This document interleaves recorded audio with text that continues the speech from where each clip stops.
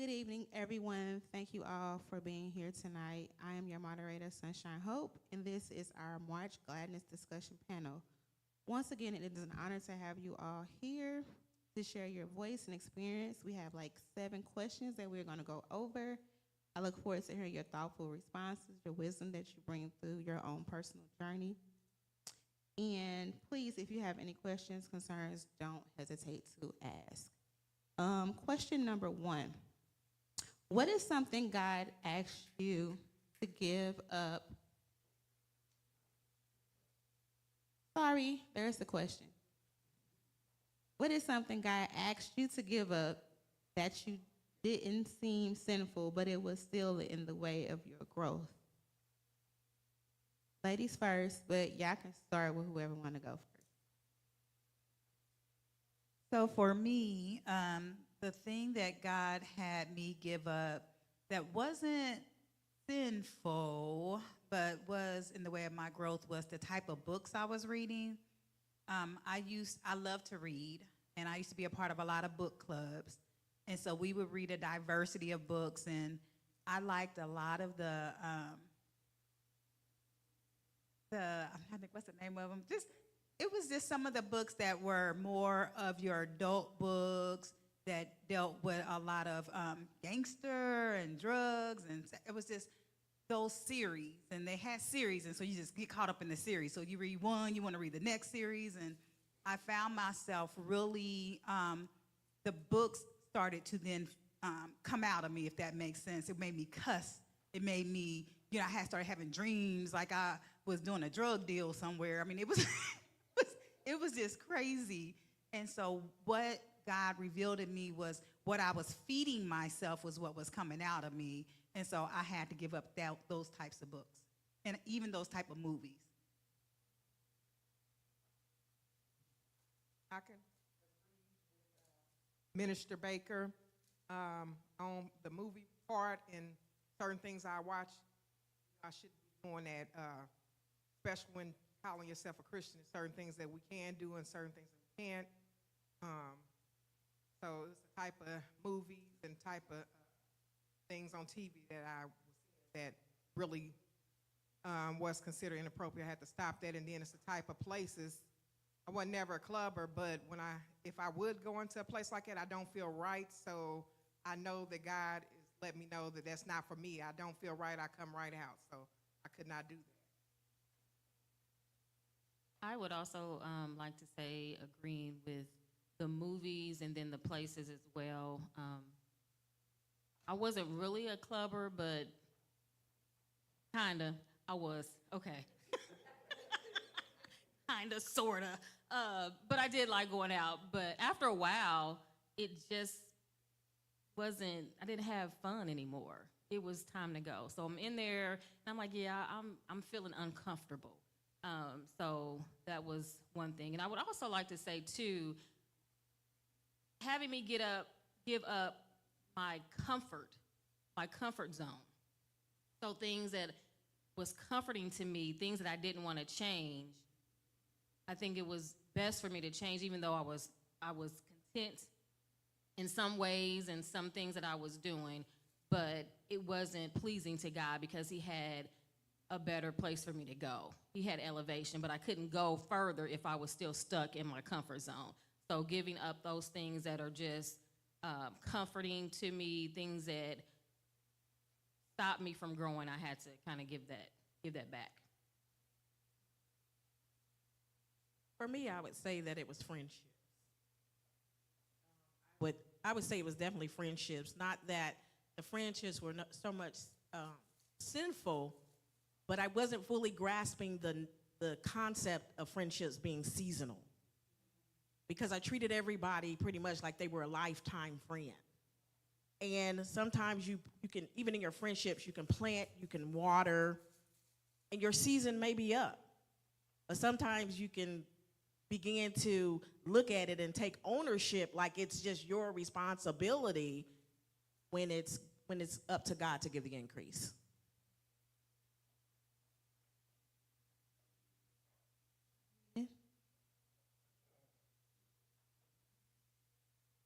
I'll have to say some friendships and some places. When I really got into trying to commit to my walk. Of course, I have no family here, so I go visit where we're going in April. So when I would go visit, I would hang with some of those old friends that were still doing the same thing, but I wasn't. Then I was still, like some ladies, going to the clubs, but I wouldn't go here. But when I get there, couldn't wait. So that was something that he changed. That he changed for me. I and me. I don't think it's a sin to use the word I and me, but I think I use it in a controlling way. So it was time to give that up. That's accelerated my growth. Stopped depending on myself and started leaning in on God.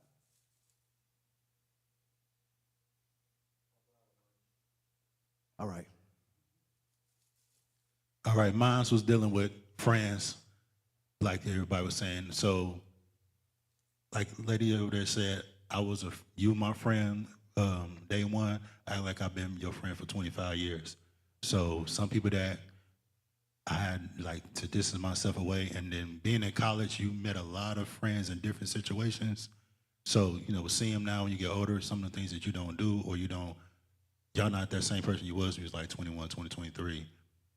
Trying to get away from there. So that was, friend thing really was that, and going to certain places that I didn't go. I even tried to go to the club at my big age, and then I actually felt bored because I ain't know no songs there, and I'm a music person. So for me not knowing nothing there, and when I used to go to the club when I was young, I didn't go for what everybody else went for, like, the dance for the girls. I really went there for dancing. So now that I don't dance and I'm just sitting there, like, it was weird. So I was like, okay, yeah, go somewhere else. So that was my thing. I concur. I do too. It's not the same. And it's like, why am I spending money in a club and I'm not having fun? I might as well just sit at home and listen to my own music. So yeah, not the same. Anybody in the audience would like to answer the question? Anybody? No? But I do agree with both the men and women about friends and your environment and your space. Because, yeah, every time I went back to St. Louis, that's what I did. Question number 2. How do you discern the difference between a good thing and a God thing when both require your time, energy, and attention?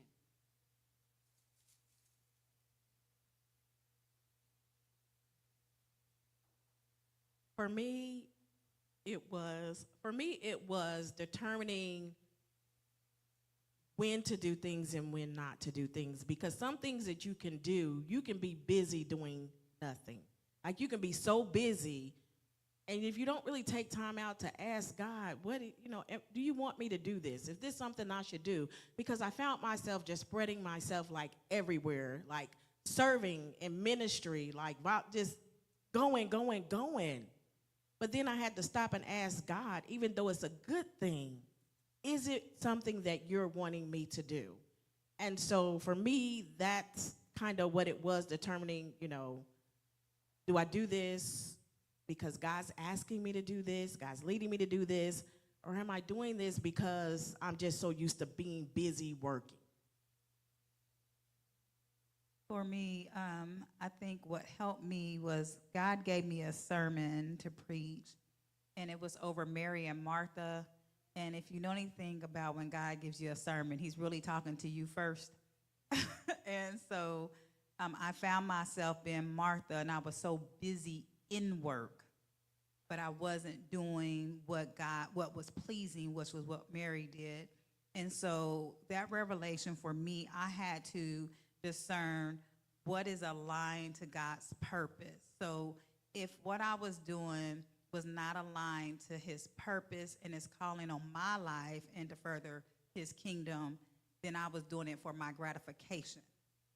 And that gratification didn't mean I wanted people to say, oh, I see you doing the work. It's just, it was, oh, you know, they know that I'm being helpful. They know that I'm doing this. I want to, but that wasn't for God's glory. And so I had to begin to discern that. That's when I also learned the power of no, right? Because a lot of times our intentions are good because we're doing a good thing, but we're not doing what God is asking us to do. And then we find ourselves busy, find ourselves frustrated, and we find ourselves worn out because we're too busy doing good things versus God things.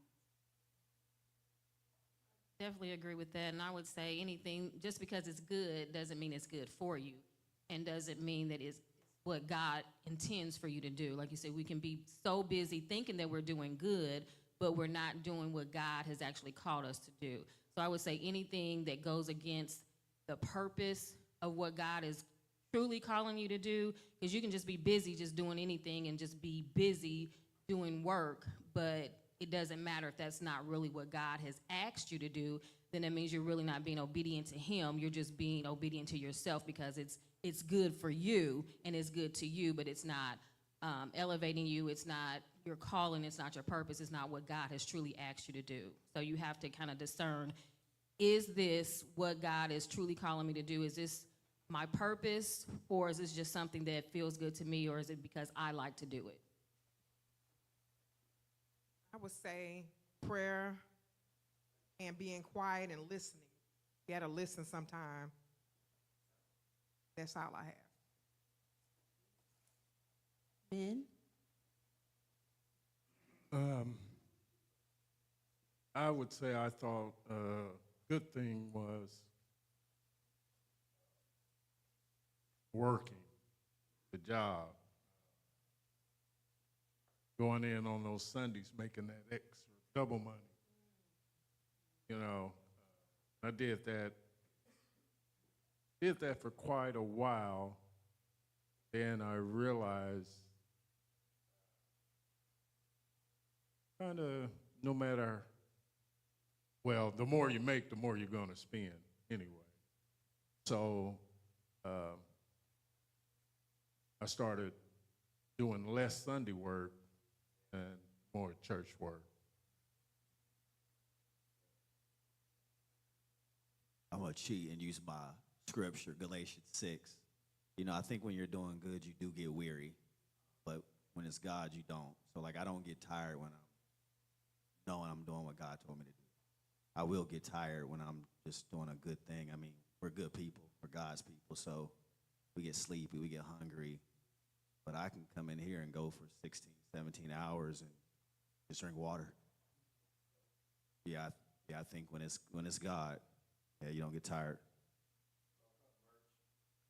I'm working on it. Okay, to piggyback on a lot of people, definitely prayer was the first thing I thought about. Praying the answers, because sometimes you won't know what's a good thing and a God thing at times, and that prayer will give you that answer, or that, you know, they say that voice in your head or whatever, say, no, you shouldn't be doing that. And another thing, piggyback off was, you know, you think you're doing good by helping people all the time, or doing a good thing, help thy neighbor, all that stuff. Then sometimes you're you become, I can't think of that word. What's that word? There you go. She be thinking like, boy, I be on my. That's what's my wife right there.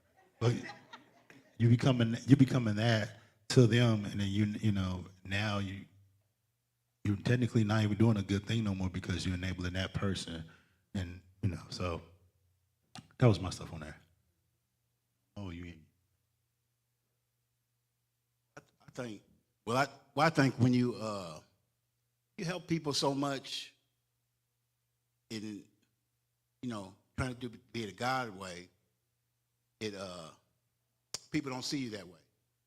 You know, if they're looking at your past, that way, things you used to do. You know, and you just keep trying to do good, and people take your kindness for weakness. Basically, that's what it seems like to me. But if you pray about it, and yeah, just pray about it and talk to God, and He's gonna let you know. You know, yeah, if it's gonna be right or wrong. Anybody in the audience would like to answer this question? Yes. You need a mic? Mic.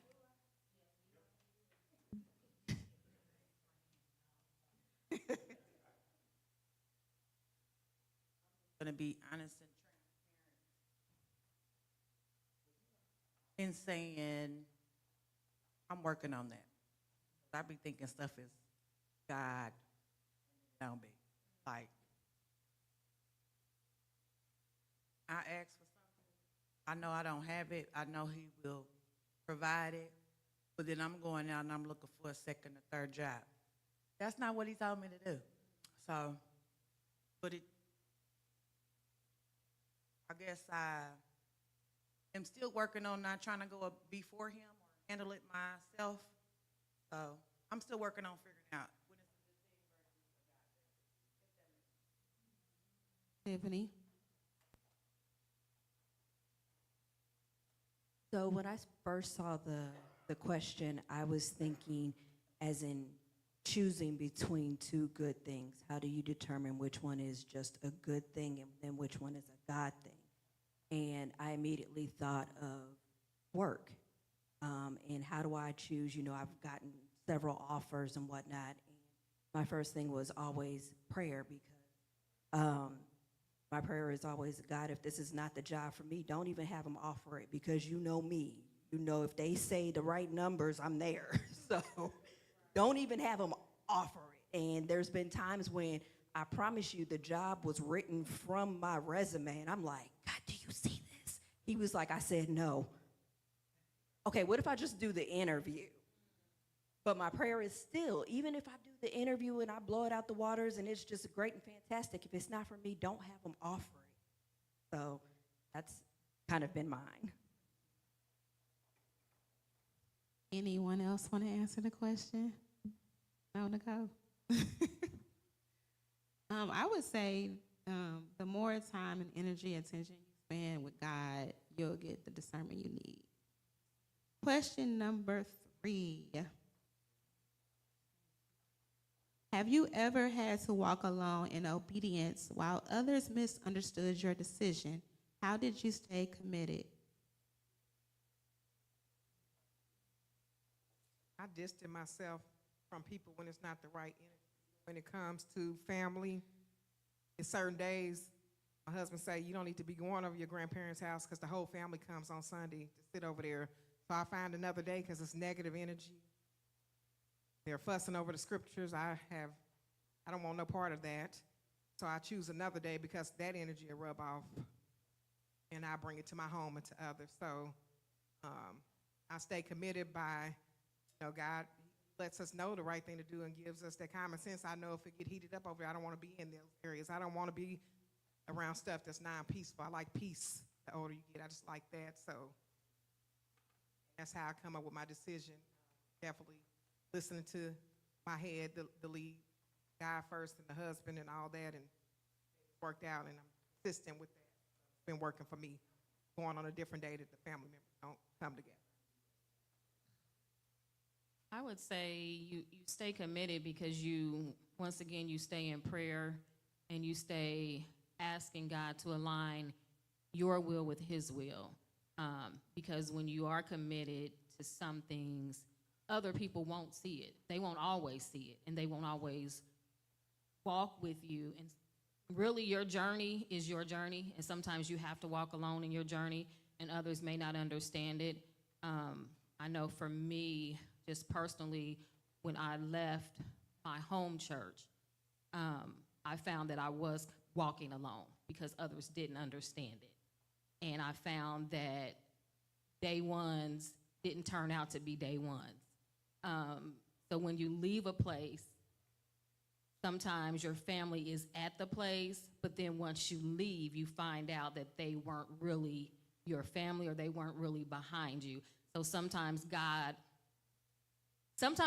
puts you in situations that you have to leave because He knows that you're not strong enough to do it on your own, and others won't understand it, but it's not for them to understand. It's for you to understand. It's for you to stay committed and trust the process and trust that if God is telling you to do something, that he's going to make a way, and your journey is your journey, and you can't take everybody with you on your journey. I was looking at this question and I struggled with it. The answer is yes. Have you ever had to walk alone in obedience while others misunderstood? Yes. I think the first time I can remember that happening was when I got my calling.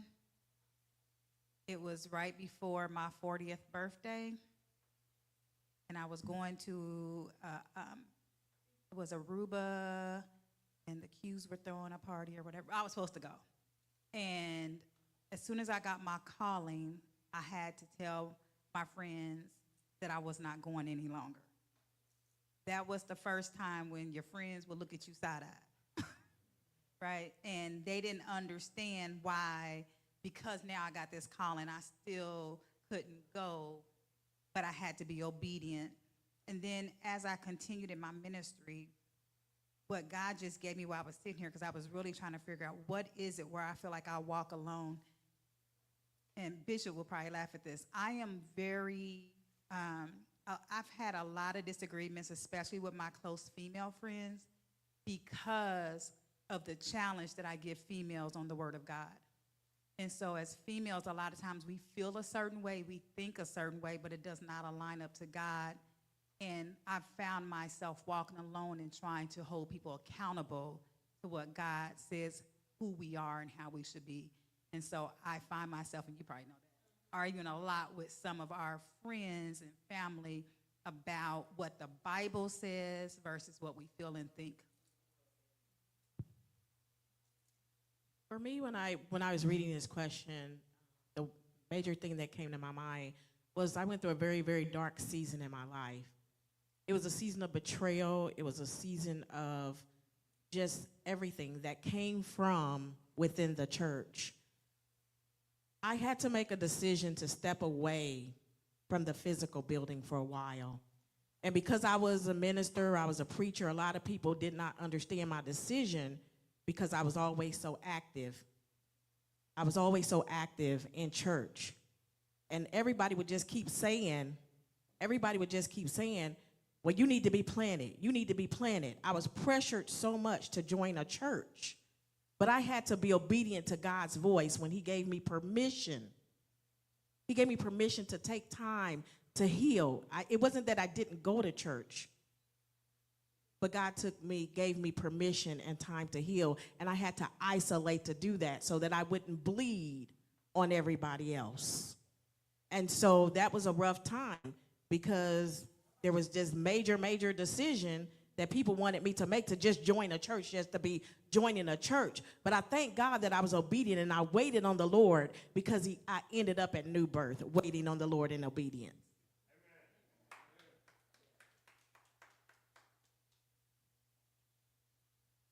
Oh, man. That's kind of a hard one for me.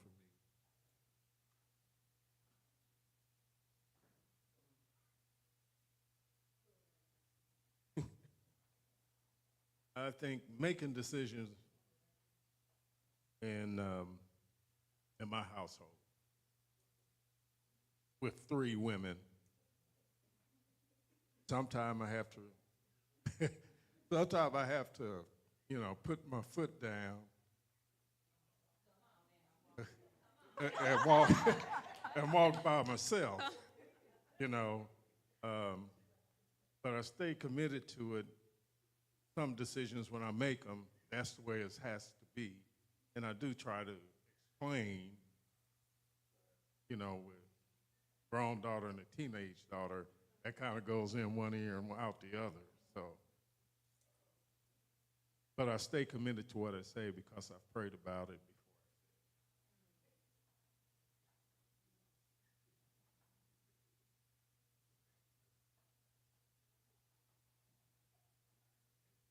Yeah, okay. But for me, well, when I made the decision, which is yes, I shrunk, and I knew I would stay committed because it kept getting easier. The path kept getting narrower and less people was on it, but I was still okay.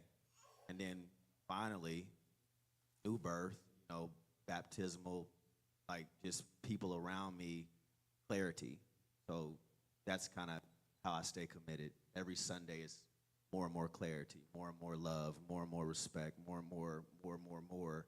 And the negativity part of the initial decision to say yes to God and shrink, I don't feel so small, even though I'm 5'7". Yeah.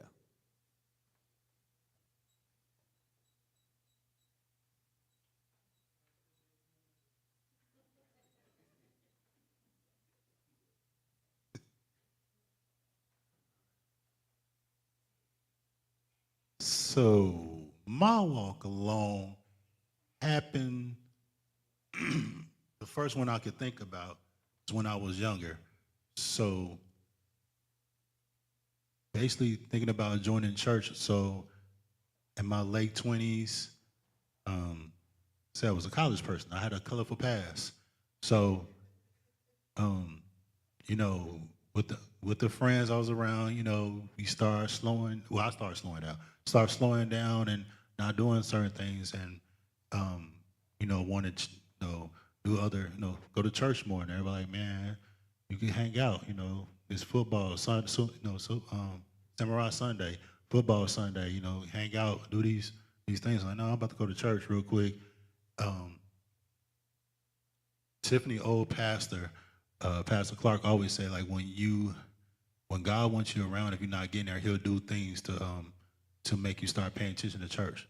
So my wife was the reason I started paying attention to church. So I started realizing that I wasn't doing certain things. People was kind of looking at me weird, like, man, bro, you done changed, man. You ain't doing this no more. And I'm like, in my mind, I thought I was still doing the way we was doing, but like, kind of court the girl by going to church with her. But God actually was just turning me all the way around from what I was doing, and I didn't know it. To that pastor that said it that day. And so that was like the first thing popped in my mind of things when I did something by myself and people was looking at me kind of weird, but I had to still stay committed to the task at hand, and I was getting my wife. Oh, no, my bad. That was actually getting close to God, and the wife. Didn't hear that, did you?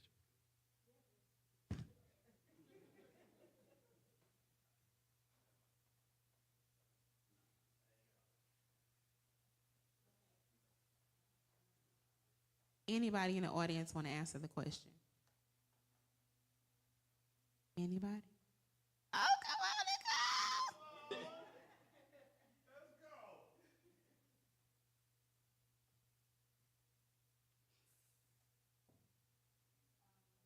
That I can remember is I was in a relationship for a really long time. Yeah, talk right into the mic. And being in a relationship with somebody that you're not married to is kind of difficult when you're trying to change your life around. So this guy was my kid's father. So being with him, you start doing wifely duties, stuff like that. So when I decided that I didn't want to fornicate anymore, he would tell me I was cheating on him or not paying him any attention anymore. And when I tried to explain to him that, it's not that, I just want to, do it the right way. I would rather get married first and then I just don't want to do it anymore. So can we just, not? And so, no, it just turned our relationship upside down, which made me not even like him anymore. So I stayed committed by always trying to keep myself busy, going to church on Sundays, Wednesdays, just trying to keep my mind and focused on God. Played church music all the time. I just did a lot of stuff that pertained to God, and it kind of made him feel weird, but I also was I felt alone doing it by myself.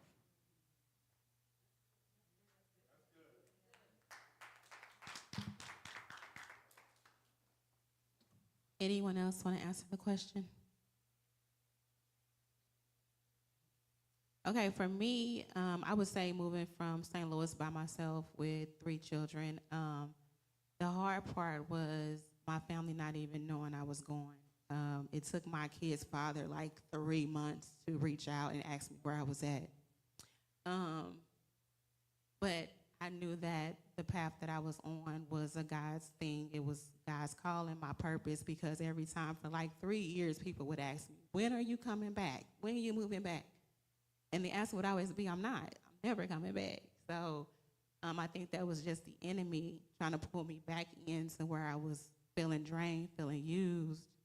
But I say I was committed because I continued to go to church, even though it took me a long while to find a good home church. I found one, and I stayed committed to looking for a church home and praising God and staying in my word. We're going to move on to the fourth question.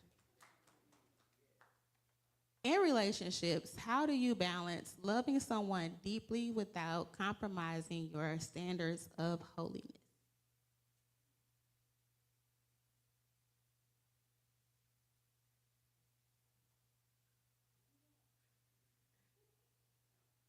I would say if you love someone that deeply and they love you, it shouldn't be a compromise. Because loving that person should help you with the standards of holiness.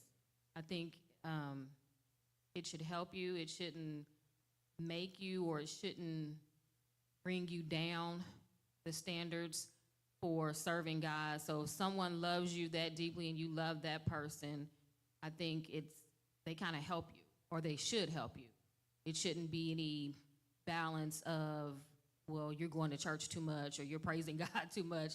Well, no, you should be doing that with me, and that way we can elevate together instead of me elevating or you elevating or the other person not. So I think it should be hand in hand, and you should work together in that. It shouldn't be a compromise at all if you're loving someone that deeply. They should want to know more about why you're at church, or want to know more about why you're praising God. They should want to be a part of that as well. I feel like that's why it's important to be with somebody equally yoked. Like, y'all be understanding when y'all on the same page. Because it's one Lord, one faith, and one baptism. So equally yoked, you shouldn't have any problems, issues. So in relationships, the way that I'm able to balance loving someone deeply without compromising my standards of holiness is by, one, letting them know my standards, right? I think a lot of times when you can be upfront about who you are and what your standards are, I can tell you if a guy is interested in something and you tell them who you are and your standards, they tend to flee. And if they don't flee, it really is, again, standing on what your standards are. I've also learned not to love somebody more than I love God.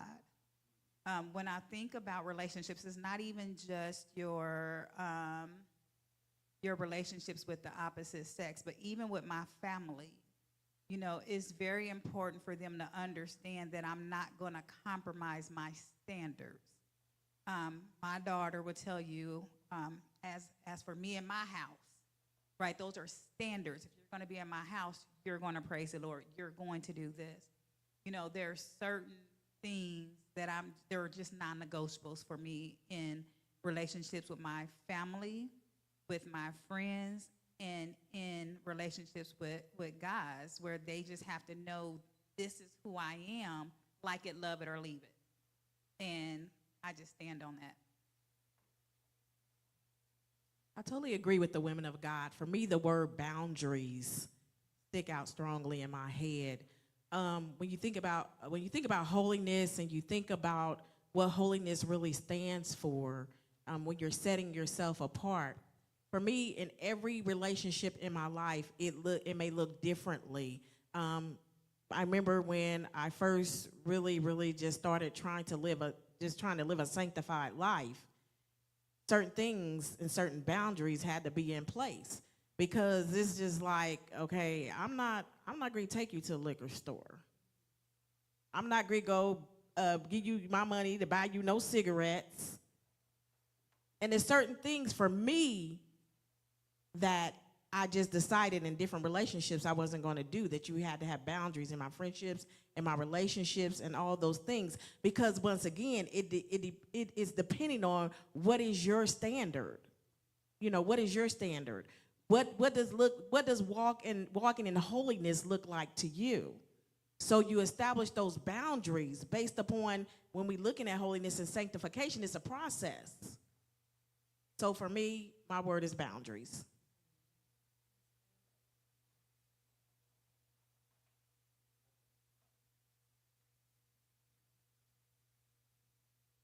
Oh, for me, I balance my relationship. I speak of God with my family, my brothers and sisters. They're at, oh, they believe in God, but they're not church going people. So love them, pray for them. And what I do for me, I do for God.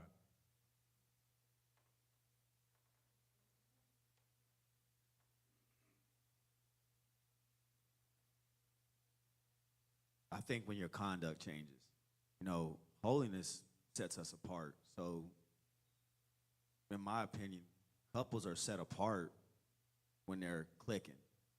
And when conduct changes, like behaviors, attitudes, I don't want to, I'm too tired, the excuses, that it doesn't work. So you don't have a relationship no more. That's what I've learned. If your conduct changes when you with somebody that said I do, that you thought was equally yoked, all of these things, that, yeah, you can tell real quick when someone stops working, period.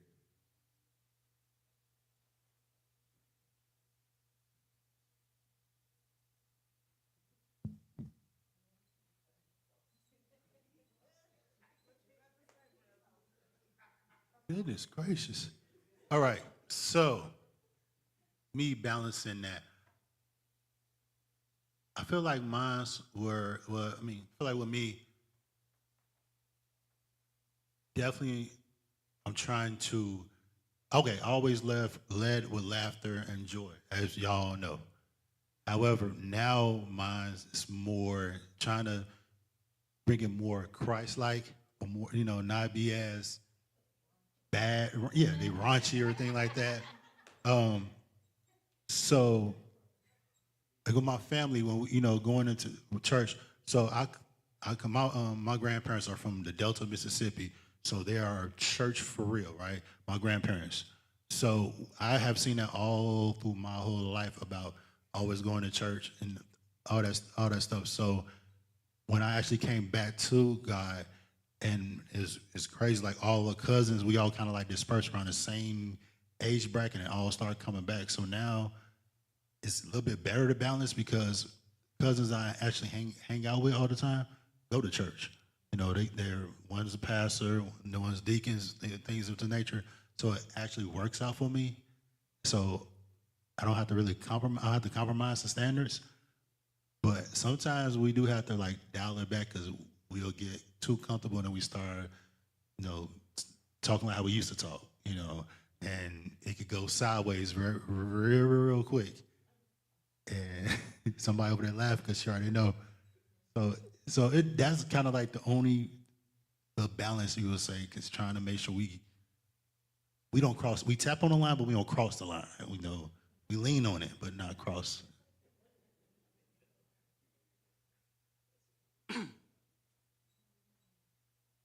in the relationship, my balance is my wife.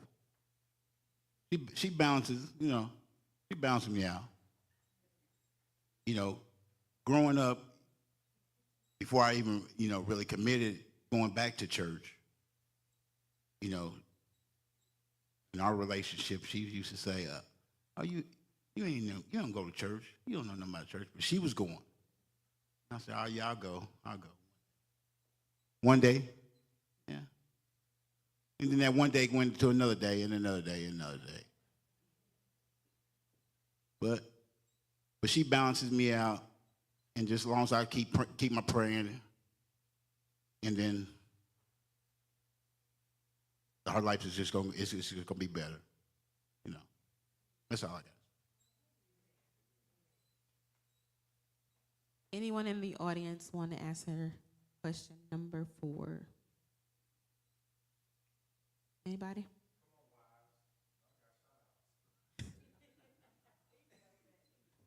Tiffany, let's go.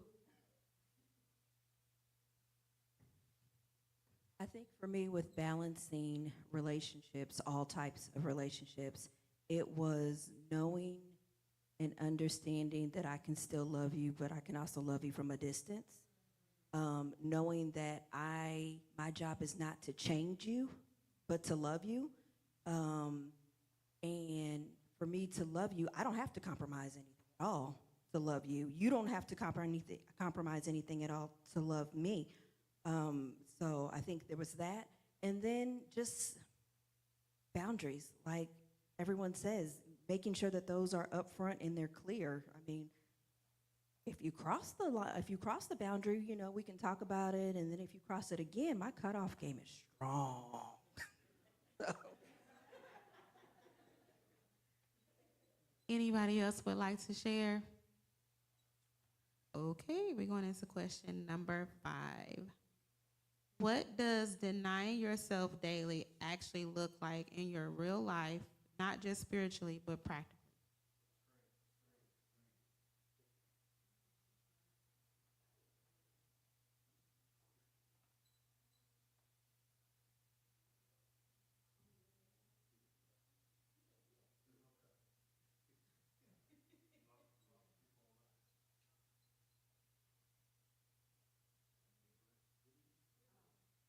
What does denying yourself daily actually look like in your real life, not just spiritually, but practically?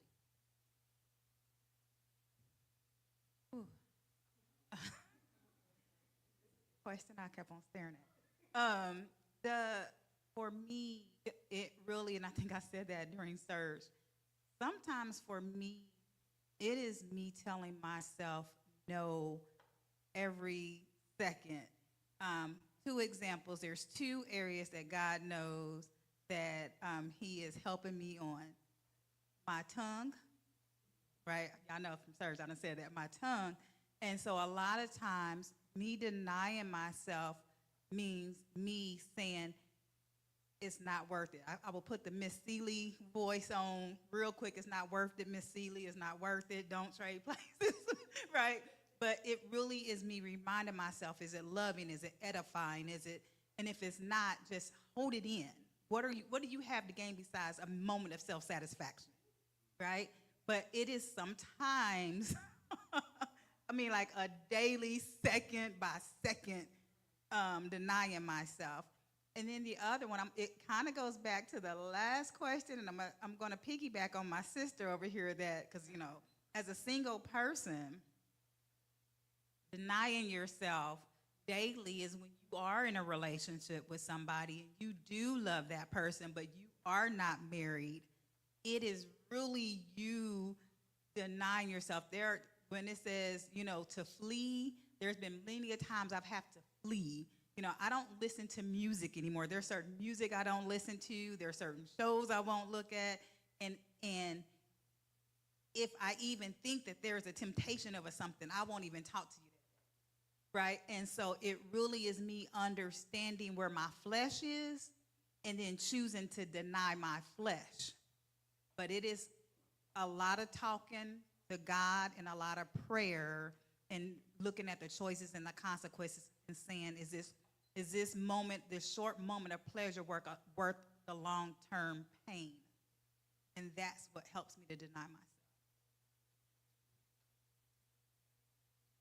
I would say denying myself daily is denying my sleep when my husband wants to wake me up at 2 o'clock in the morning. So I sacrifice my sleep.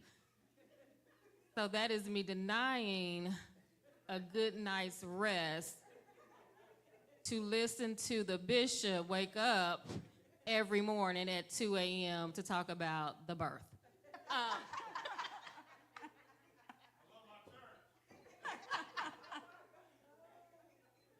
But I would say also, just knowing when to walk away, knowing that everything doesn't necessarily need to have a response. I am trying my best to do that and to work on my facial expression a little bit more. So I'm denying, like you said, the tongue.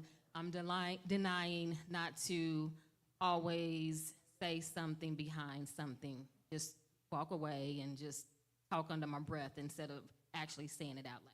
So that's it. I say one thing that's been hard for me is struggle eating unhealthy. And then after leaving church, I've been wanting these long donuts lately every time I'm leaving. And then I need to exercise, be dedicated to it, deny myself on the things that I like to eat and snack on. I know I can't be doing it. The older you get, the food stick with you, the weight stick with you. It's harder to lose versus younger. Younger, I could eat everything, Snickers, candy, whatever it is.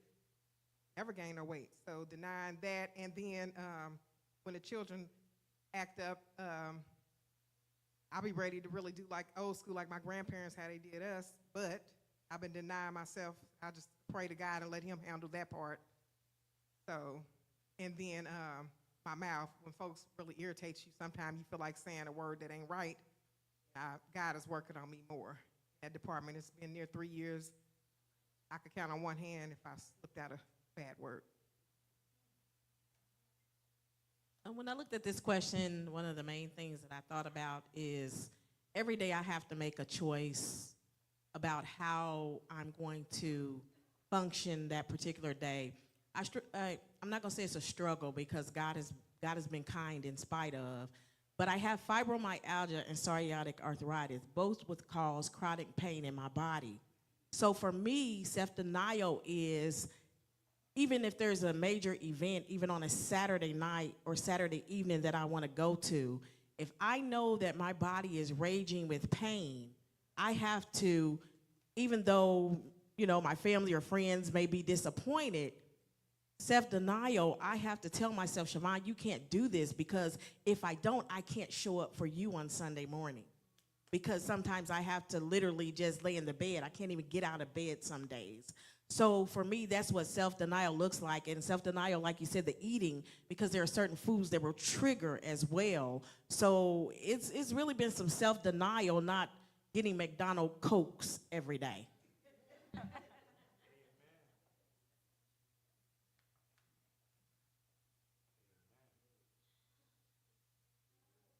Denying my mouth.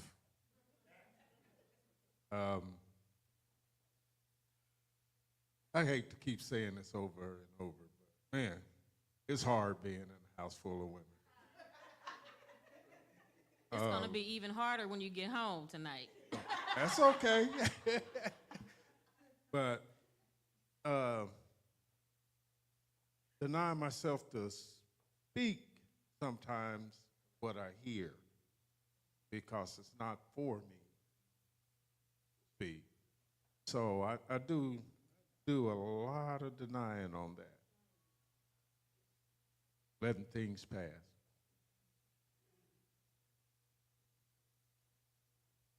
I'm an energy matcher, so you come at me hot, I'm coming at you hot. So I've learned to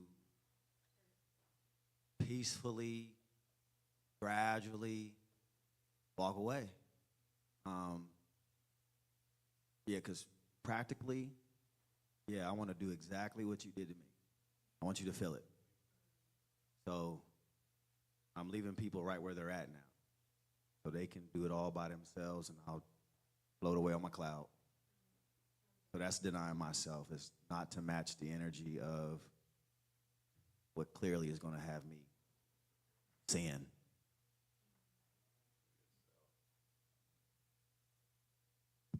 Wow. All right, so a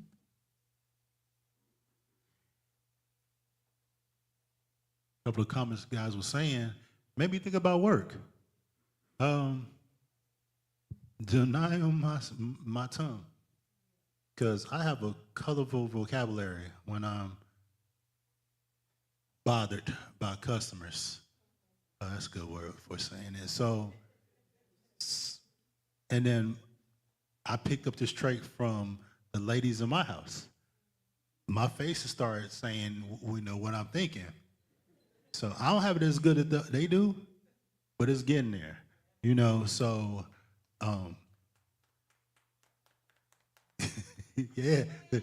At that, so I would say like definitely there, because I don't like stupid stuff, and when it like don't make like no sense at all, like you trying to put a round ball to a square hole, it's irritating. And then sometimes, you know, the pettiness. Try to deny myself of being as petty as I can be, because I believe I'm the epitome of petty at sometimes. So I just have to like just hold back, because sometimes I be having them moments I can just get you, and I have to like, no, be cool, you know, because I don't want to piss off God and my wife, really, really my wife. I don't want to piss off and, you know, have her like looking at me like, you know, you shouldn't have said that.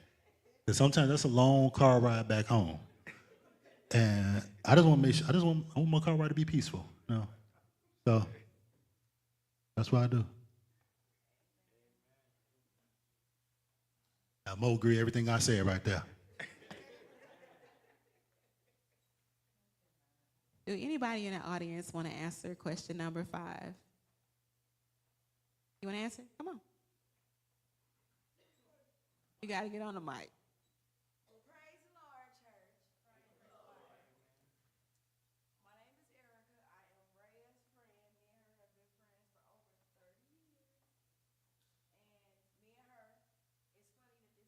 Mike.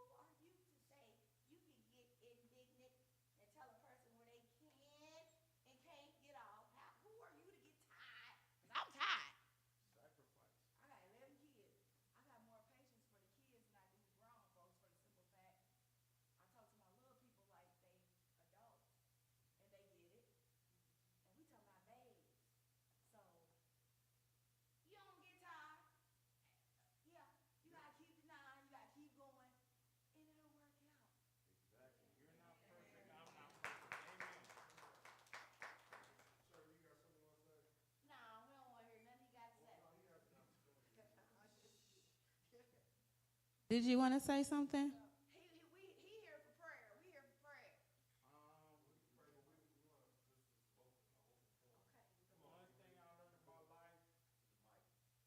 One moment, he's gonna bring you the mic.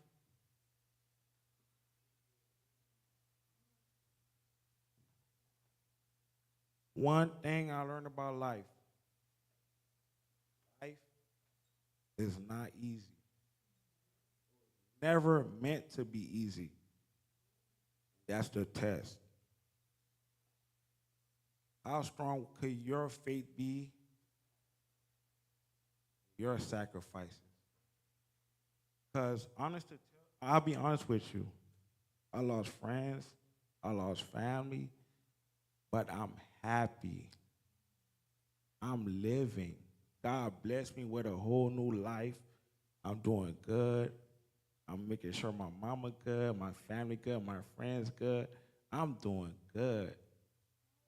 I can't hold back on some sad stuff, you know? That's what happens. We gotta keep moving forward and be strong. And just like the man, he sacrificed a lot. He sacrificed his life for us and our sin. So there's no more bigger sacrifice than that. Man. Nicole.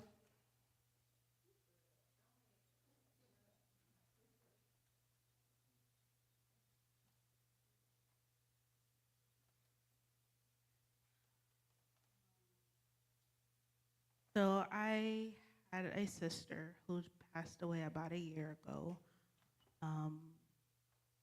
Many of y'all know I have her children, but I found myself all the time running to her rescue every time she called me to pick her up from wherever. She was into a lot of things that I didn't agree with, but every time she called me, I came. I ran, whether it was in the middle of the night or whether it was money, I gave it to her. It was just whatever she needed because she was my little sister. I got to a point where it became draining. Like always having to, save her from something, and it just got tiring. So I had to deny myself from helping her because I felt like I was enabling her to keep doing what she was doing, and it didn't get any better. No matter how much you talked to her, no matter how much advice you gave her, it just never got better. So it was killing me financially and physically. So it was very hard when I had to, stop answering my phone. No, I'm not coming. Figure it out because I can't do it anymore. And, she got mad. So I feel kind of bad because the one time that she needed me the most, I wasn't there. So and that was the day that she passed. So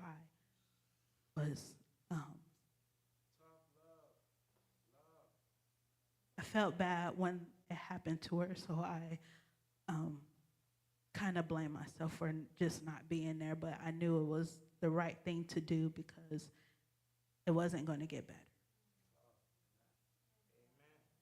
And okay, we're going to go into question number 6. Have you ever outgrown friendships because of your commitment to God? And how did you handle that without guilt?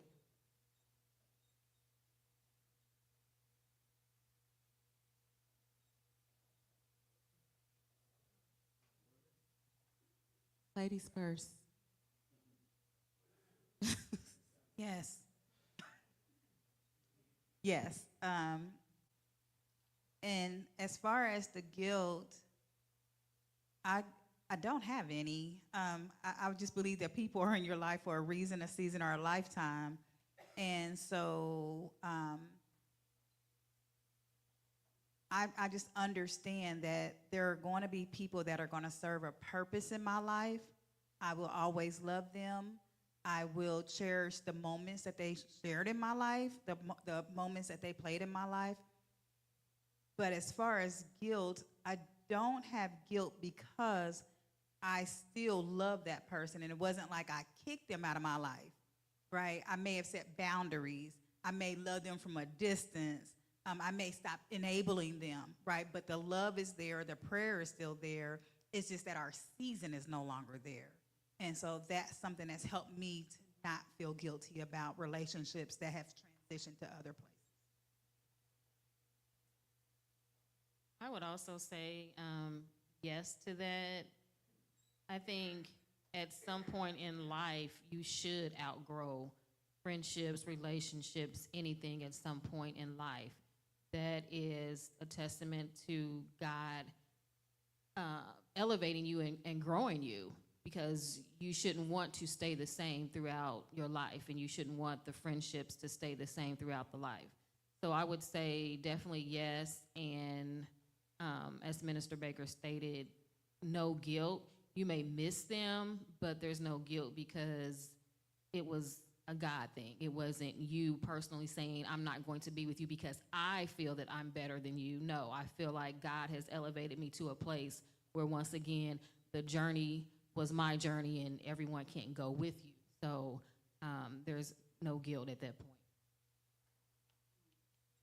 For me, I would say at different stages of my walk in Christ depended on the guilt. Because originally before, I did feel guilty because I loved them. I felt like I was abandoning my friends. But when you talk about the commitment, when you begin to commit to God and you begin to develop an intimate relationship with God, it begins to look different for you.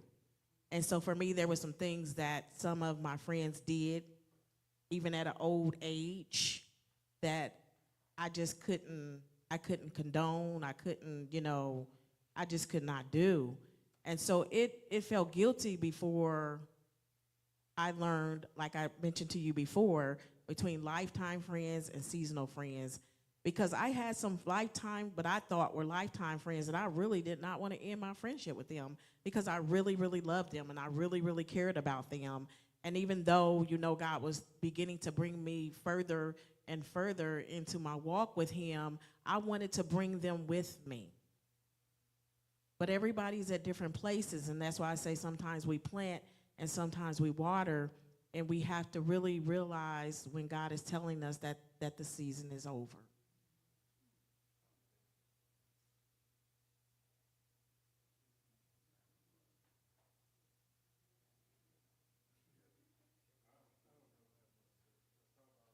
I've outgrown some.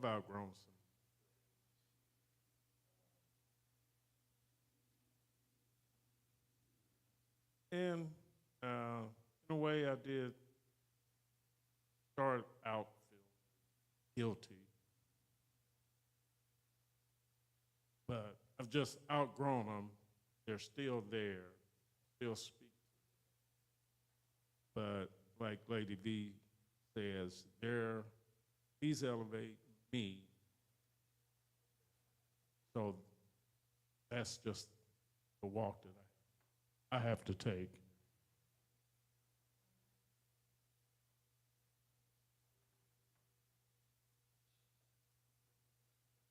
Yeah, this one is hard because my friendships are solid.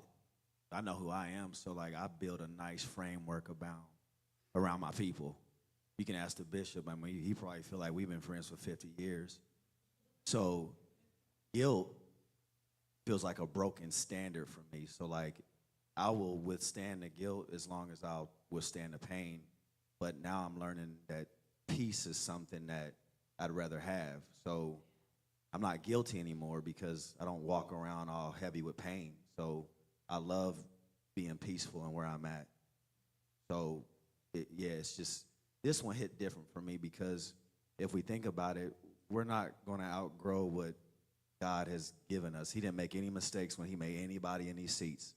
So we're spiritual, holy, good people by nature. So all these relationships should stick. Y'all should all be sisters and brothers and family with each other.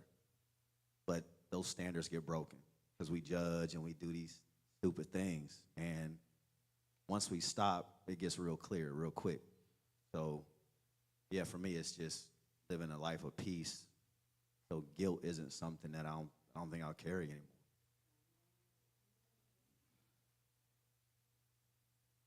Agree with you with that. I don't carry the guilt no more. At first, I think I kind of try to keep everybody to your friend, try to keep any kind of friendship, no matter what the situation. Well, I ain't gonna say no matter what the situation, but like try to keep a friend like real tight, real tough, whatever like that. So as I got older and more things came more important than friendships, relationships, blood or non-blood. I have a situation that happened before where one of my cousins was, just almost like a brother, basically in so many words betrayed me. So you did like the thing that I do not play about, and I don't play about two women in my life I don't play about, and you mess with one of them. So for that to happen, my wife was cool with it and everything like. I didn't mean to tell you, but my wife was cool about it and everything like that. But as me, it still felt you broke my standard that I had. So I had to outgrow you, even though I grew up with you, I still had to outgrow you. You was my big brother, my, person to look up to. But then I found out in that moment of time I was actually bigger than you, and I had to remove myself from you because I would have been, if I'd allowed that to keep going, I would allow anything to happen if I would let that to keep going. So therefore, I feel like I never had guilt when it comes to certain things. And my wife actually has helped me with that thing of trying to have friends that I met day one to try to keep them forever and knowing good well they're not gonna be your friends. They could be cool people that you see that, hey, what's up, how you doing, be cool, but are they gonna be in your call log? Are they on your recent call history or anything like that? Then those people are really not you just trying to worry about those people. If they're not in that test thread that you have when you talk to people on random, you'll have people that you'll reach out to every now and again to say, hey, how you doing? You're gonna have friends like that. But we talking about the ones that's supposed to be like closer to you. When you start growing those, sometimes it's for a good reason. So just take that and keep it moving now. Don't live with the guilt. It was really for a reason. Agree with me. Do anyone in the audience want to answer question number 6? All right, we're going to go to question number 7. This is our last and final question of the night. What is harder, giving up something you love or giving up on someone you love, and why?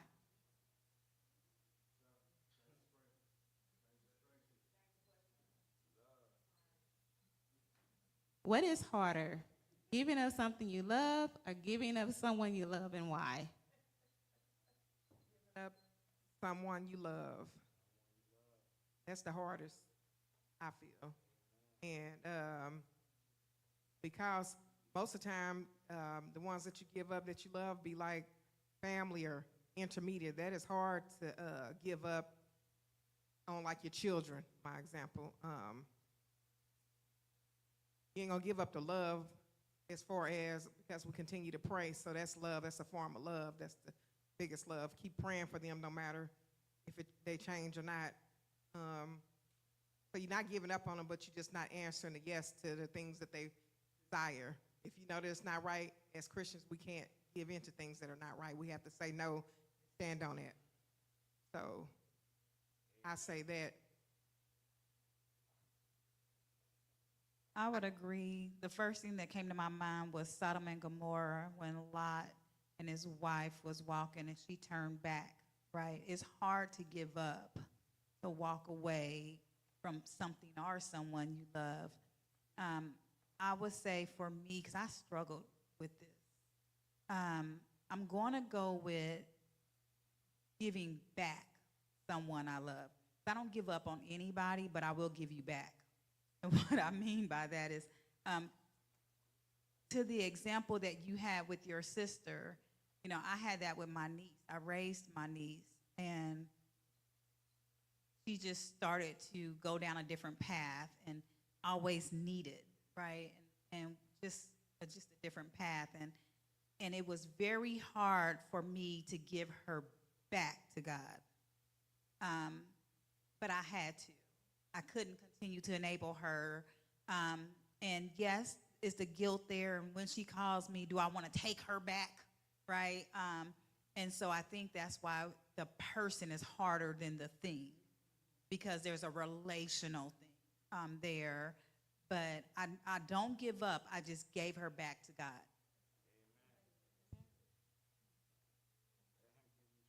I would say also the person giving up on someone, because you want the best for everyone, especially if it's your family, especially if it's your children. You want the best for them. You want them to have more than you had. You want them to be better than you are. So seeing that they're not in a place where they should be, or where you in your mind think that they should, I would say that would be the hardest thing to do, is to give up on someone, because it's like you're pushing them, but if they don't want it for themselves, you're hurting yourself wanting it more than that person does.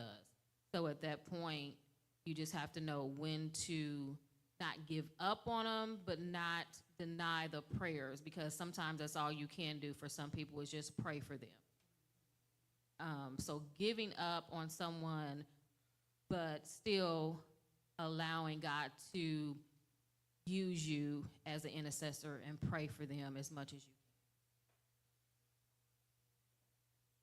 can. For me, I would say not giving up on someone you love, because I often reflect back as a troubled teen, and I think about all the people that didn't give up on me. I think about all the people that prayed for me, that encouraged me, that stood by me, even when I didn't love myself, that loved me. And so I think that's, for me, it's hard to give up. I often tell my daughter is grown, but I always tell my daughter that as long as you try to swim, your mama will never let you drown.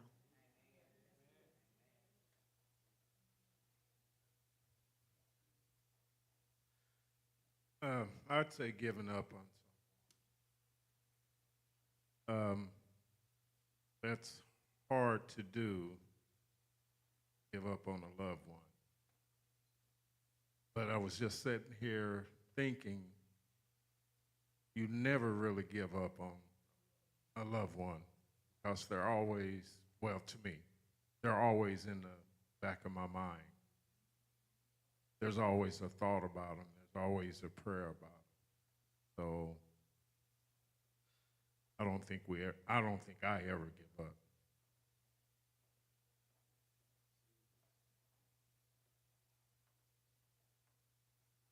Yeah, I ain't gonna say give up. I'll say give in. Like you give in to someone, giving them what they want. Yeah, I don't think love is in the equation, because you hate it. You can't think of giving up on something without hating it, because that's kind of where you gotta go. You gotta get ugly to separate and divide yourself from something you say you're loving. So that didn't work out for me.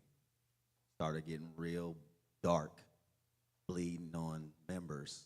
You're trying to preach that's not a good look. So for me, I just had to ask God to, like, yo, I need you just to settle me with this. Let bygones be bygones. And when the dust settles, if I can still see you, I'm good. So that's how it worked out for me. Because you make a lot of promises and sacrifices when you use that word love, whether it's a marriage, I'm going to be your daddy, I'm going to be your friend. So it is hard to do any of those. I love seeing my kids smile at the fact all three of them got dimples. So not seeing that sucks. That's not me giving up on them. That's nothing like that. It's just the fact it's something that I loved about them. Giving up on somebody, that's division. None of us likes that, whether it's a brother, a wife, a husband, whatever. You got to draw the line in the sand and hope that the side you're on is a godly one, because it will get cold if you're in the wrong.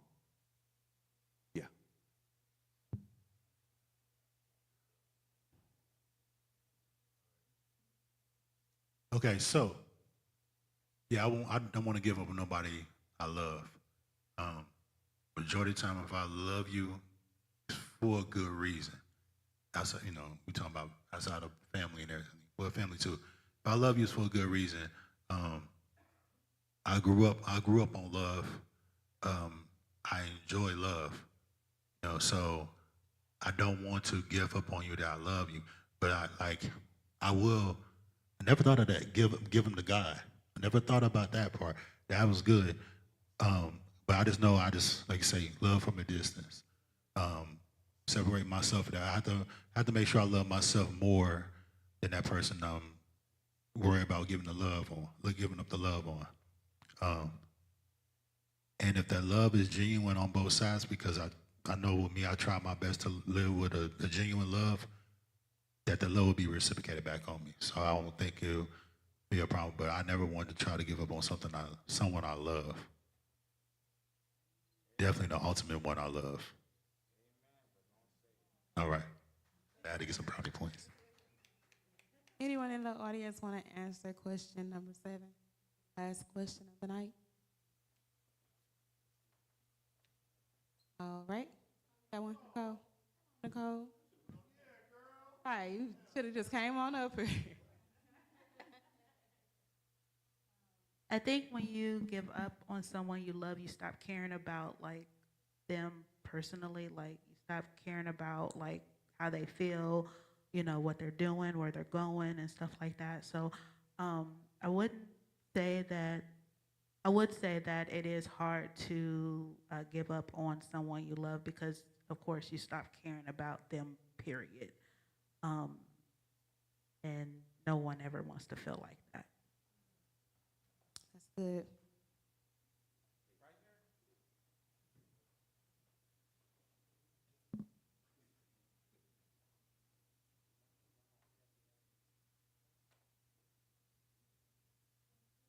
I mean, I'm speaking from a man's perspective, but if you really love somebody or someone, tell them that. Don't tell them you love. I'm not gonna tell you I love you. I will show you that I love you, but I will never say I love you. But I'm gonna show you. I'm gonna show it.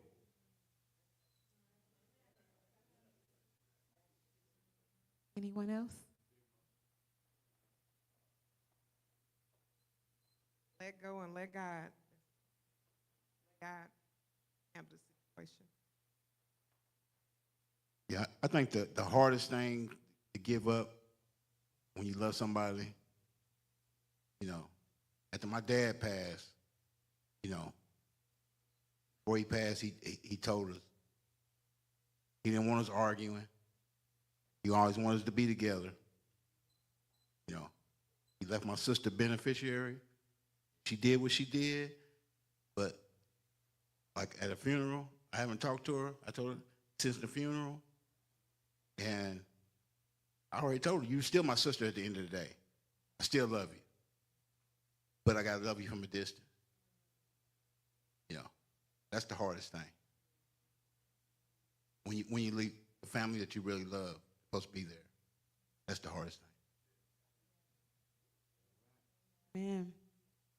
Okay, if anyone have any questions or need clarification on anything, please don't hesitate to reach out. Thank you again for being a part of our meaningful conversation. And we're going to call anyone up who needs prayer, needs to be prayed over, to come up. Do anybody want me to say prayer? No. So if anybody need prayer, you can come up here and get prayer.